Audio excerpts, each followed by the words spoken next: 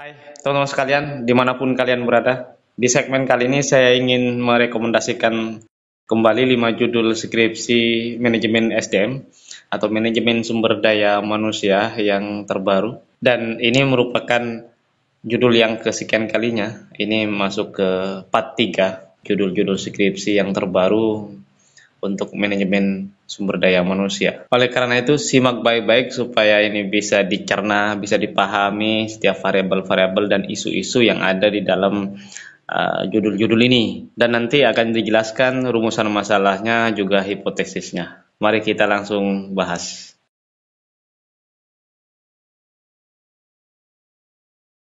Judul yang pertama, pengaruh kompensasi finansial, non-finansial, dan gaya kepemimpinan terhadap kuantitas kerja dan kualitas kerja. Saya jelaskan dulu variabel-variabel yang ada di sini. Variabel yang pertama sebagai variabel X, kompensasi finansial, kemudian variabel X yang kedua non-finansial, dan yang ketiga gaya kepemimpinan. Tuh ada 3 variabel X yang ada di sini. Kemudian variabel Y-nya nanti apakah variabel X itu akan diuji ya nanti ya. Apakah 3 variabel X itu nanti berpengaruh terhadap apa? Terhadap variabel Y ini, yaitu kuantitas kerja dan kualitas kerja dari karyawan itu. Saya jelaskan sekilas yang bisa dituliskan di dalam latar belakang. Ya, yaitu kompensasi finansial. Kompensasi finansial itu sangat penting. Dan itulah yang menjadi tujuan utama kita bekerja, ya kan? Adalah kompensasi finansial. Karena ini menjadi tujuan kita bekerja, ya kan? Maka ini menjadi variabel yang sangat penting. Kemudian ada variabel non finansial. Variabel non finansial itu meskipun dalam beberapa hal ini juga nanti berkaitan dengan kompensasi finansial, tetapi ini juga secara psikologi kena ini. Misalnya contoh begini, kompensasi non finansial itu misalnya kamu pengen apa? Pengen jenjang karir seperti apa? Misalkan di dalam satu perusahaan, maka perusahaan membuat pengembangan karyawan, pengembangan sumber daya manusianya supaya sampai kepada jenjang karir itu, ya kan? Berarti kan itu tidak dikasih langsung duitnya, tetapi dalam bentuk pengetahuan, ya kan? Coba kamu search supaya kamu lebih ini ya, lebih sistematis apa saja yang termasuk dalam kompensasi non finansial itu. Kemudian gaya kepemimpinan. Gaya kepemimpinan ini, misalnya dalam satu organisasi, perusahaan atau dimanapun tempat-tempat tertentu, itu sangat vital posisinya, sangat signifikan posisinya. Kenapa? Karena dia yang mengorganisir. Cara mereka itu memimpin, memperlakukan orang-orang yang bekerja itu sangat mempengaruhi terhadap kualitas dan kuantitas kerja. Jadi kepemimpinan itu gayanya seperti apa? Egaliter kah? Seperti teman? Atau langsung instruksi tanpa ada penjelasan gitu misalnya? Atau mengajak untuk kita berdiskusi, untuk kerja bersama-sama? Mampu memotivasi karyawan atau pegawai-pegawainya? Ini sangat mempengaruhi nanti. Terhadap apa? Nah, yang mau kita lihat kuantitas kerja dan kualitas kerja. Jadi, kuantitas itu adalah seberapa banyak jumlah yang ditargetkan oleh perusahaan yang kita capai. Kalau kuantitasnya sesuai dengan standar, berarti kan sudah bagus. Apalagi kalau misalnya melebihi standar, itu berarti kan istimewa, keren kan gitu. Dan apakah kuantitas? Itu kuantitas belum tentu sesuai dengan kualitas. Bisa saja jumlahnya banyak, tapi hasilnya jelek, gitu kan? Jadi disitulah yang kita maksudkan dari setiap variabel-variabel ini. Jadi masalah-masalahnya di situ. Kita uji nanti di lapangan seperti apa. Bagaimana kita membangun hipotesis dari sini? Jadi ini kalau kita bangun hipotesisnya, ya. Kalau kita membangun satu-satu, ini setidaknya ada 3 hipotesis. Hipotesis yang pertama adalah ada atau terdapat pengaruh kompensasi finansial ya terhadap kuantitas dan kualitas kerja. Itu hipotesis yang pertama. Hipotesis yang kedua, ada atau terdapat pengaruh kompensasi non-finansial terhadap kuantitas dan kualitas kerja karyawan.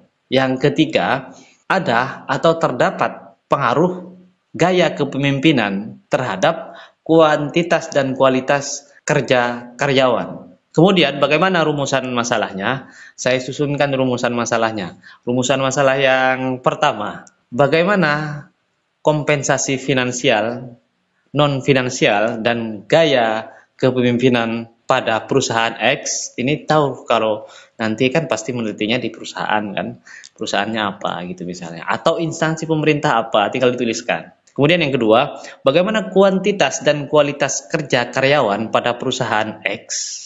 Ya, disesuaikan nanti seperti yang saya tadi katakan. Kemudian yang ketiga, ini untuk menguji hipotesis ya, maka kita taruh di bagian ketiga ini. Ini berkaitan dengan uji hipotesis yang kita bangun tadi, yaitu apakah kompensasi finansial, non-finansial, dan gaya kepemimpinan berpengaruh terhadap kuantitas dan kualitas kerja karyawan pada perusahaan X.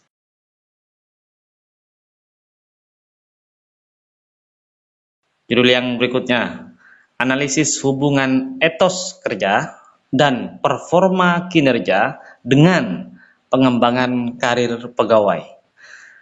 Ini saya jelaskan dulu variabel-variabelnya. Variabelnya ini adalah etos kerja, ya, kemudian performa kinerja, kemudian pengembangan karir pegawai.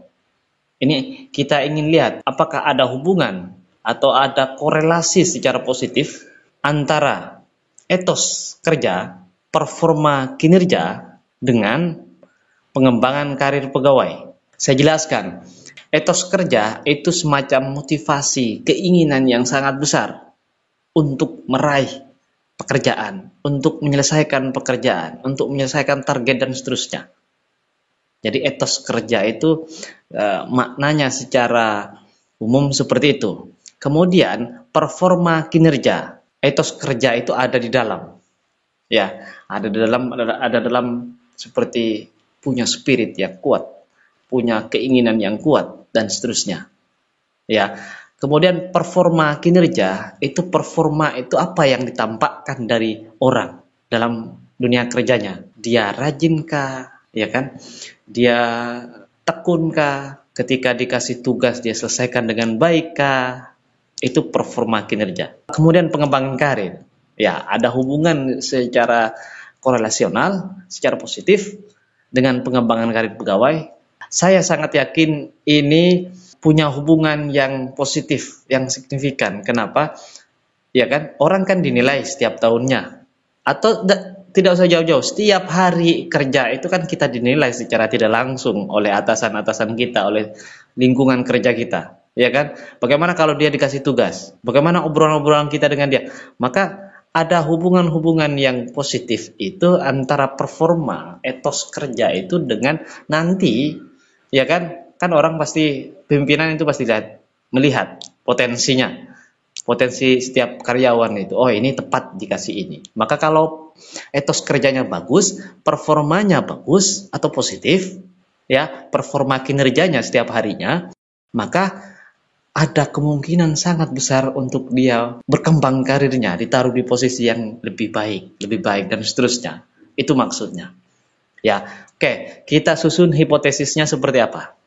Hipotesis yang pertama, terdapat hubungan yang positif atau signifikan, tinggal dipilih ini, antara etos kerja dengan pengembangan karir pegawai. Hipotesis yang kedua, terdapat hubungan yang positif atau signifikan antara performa kinerja dengan pengembangan karir pegawai.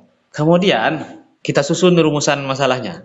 Rumusan masalah yang pertama, bagaimana etos kerja dan performa kinerja pegawai pada instansi pemerintah X. Saya contohkan di instansi pemerintah, misalkan di Pemda, misalkan di dinas-dinas. Di sana itu setiap tahun kan ada evaluasi kinerja. Setiap awal tahun itu kita selalu menyusun Yang pertama itu yang susun target kita itu apa saja dalam 1 tahun ke depan. Itu di awal tahun kita menyusun itu. Kemudian di tahun-tahun sebelumnya, ya tahun misalkan sekarang nih, tahun 2022, saya sudah menyusun kemarin itu di kampus, ya kan? Target ke depan itu saya ngapain aja sebagai pegawai. Kalau dosen itu ada 3. Yang pertama mengajar, ya kan, pendidikan. Yang kedua itu penelitian. Yang ketiga itu pengabdian kepada masyarakat. Nah, ini kategori ini harus saya lakukan dalam setiap tahunnya. Makanya di situ saya membuat target yang realistis, ya gitu kan. Kemudian yang kemarin itu apakah sesuai enggak target saya sudah sampai apa enggak, maka di situ dituliskan. Jadi teman-teman bisa ngambil data-data seperti itu di pegawai. Saya yakin di pegawai kalaupun di swasta juga ada. Yang kedua, bagaimana manajemen pengembangan karir pegawai pada instansi pemerintah X. Yang berikutnya, ini untuk menguji hipotesis yang kita bangun tadi. Apakah terdapat hubungan yang signifikan etos kerja dan performa kinerja dengan pengembangan karir pegawai pada instansi pemerintah X?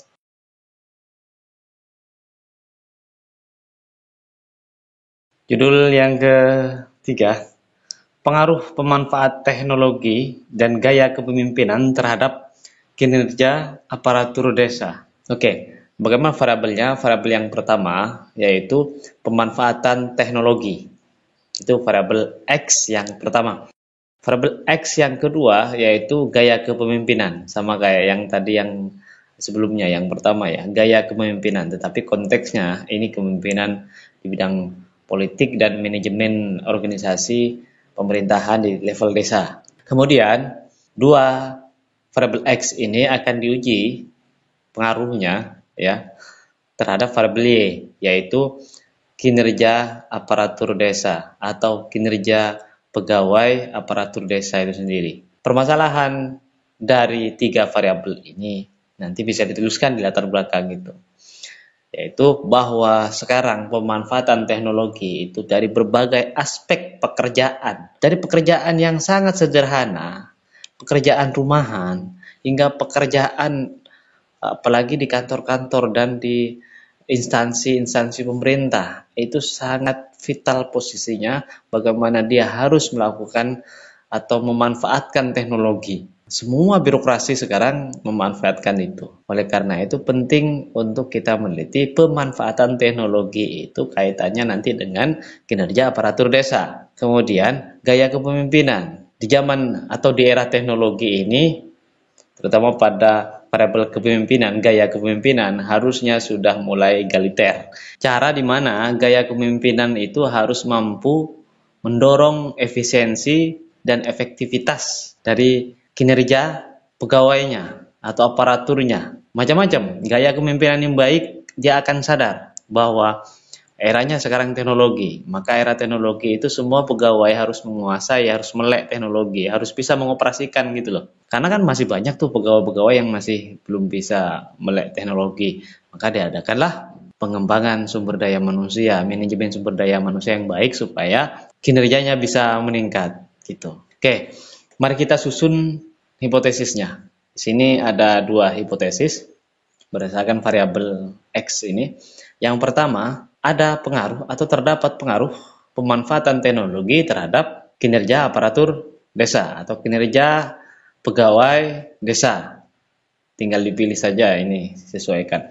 Kemudian hipotesis yang kedua, ada atau terdapat pengaruh gaya kepemimpinan terhadap kinerja aparatur desa. Ya. Nah, dari situ mari kita susun rumusan masalahnya. Rumusan masalah yang pertama, bagaimana pemanfaatan teknologi dan gaya kepemimpinan pada desa X, nanti disesuaikan desanya ya. Kemudian berikutnya, bagaimana kualitas dan kuantitas kerja pegawai aparatur desa X. Berikutnya, ini untuk menguji hipotesis yang 2 kita bangun tadi, yaitu apakah pemanfaatan teknologi dan gaya kepemimpinan berpengaruh terhadap kinerja aparatur desa X?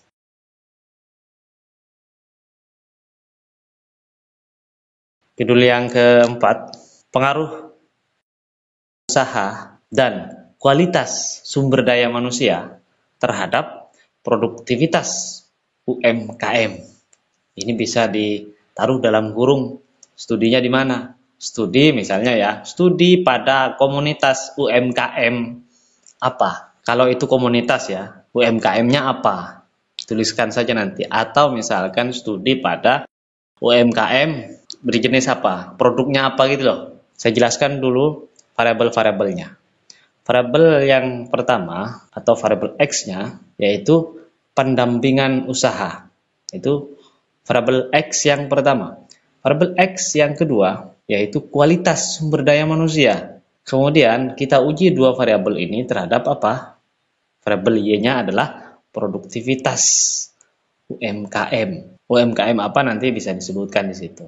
Masalah yang dapat kita tuliskan dalam latar belakang yaitu adalah bahwa UMKM sekarang itu hampir setiap, bukan hanya pada orang-orang sebelum kita gitu ya, tapi generasi-generasi milenial seperti kita, generasi-generasi Z juga sudah banyak yang mulai untuk membangun berusaha di bidang usaha apa kecil dan menengah itu ya. Usaha mikro kecil dan menengah ini. Ada banyak yang perlu dari mereka untuk didampingi, melakukan pendampingan usaha, ya kan? Banyak sih baik itu dari pemerintah ataupun dari pelaku-pelaku ekonomi ya yang memberikan pendampingan terkait dengan bagaimana meningkatkan sumber daya manusia yang ada di situ. Ini penting karena itu memupuk pengetahuan. Sumber daya manusia menjadi lebih berkualitas. Dan variabel yang kedua tentang kualitas sumber daya manusia, ini kayak gini maksudnya. Kalau sudah ada pendampingan usaha,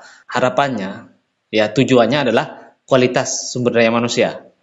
Tetapi begini, ketika kita memberikan pendampingan, contoh kayak misalnya saya memberikan pendampingan kepada masyarakat langsung, itu kadang-kadang mengalami kesulitan.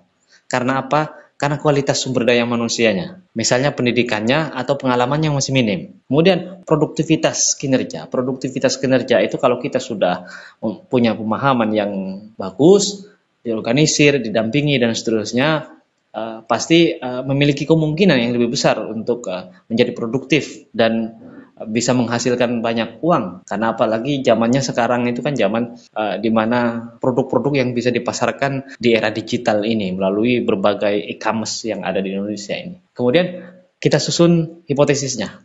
Hipotesis yang pertama, terdapat pengaruh pendampingan usaha terhadap produktivitas UMKM. Nanti UMKM-nya bisa disebutkan apa ya? Gitu.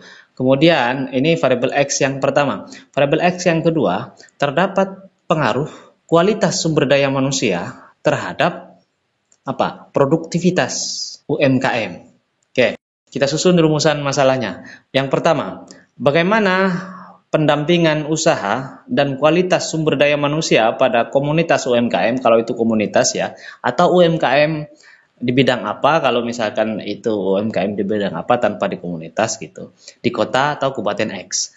Kemudian yang kedua, bagaimana produktivitasnya, produktivitas UMKM itu ya. Kemudian yang ketiga, ini berkaitan dengan hipotesis yang tadi kita susun. Apakah pendampingan usaha dan kualitas sumber daya manusia berpengaruh terhadap produktivitas komunitas UMKM atau UMKM itu? UMKM apa? UMKM X, saya taruh di sini gitu ya.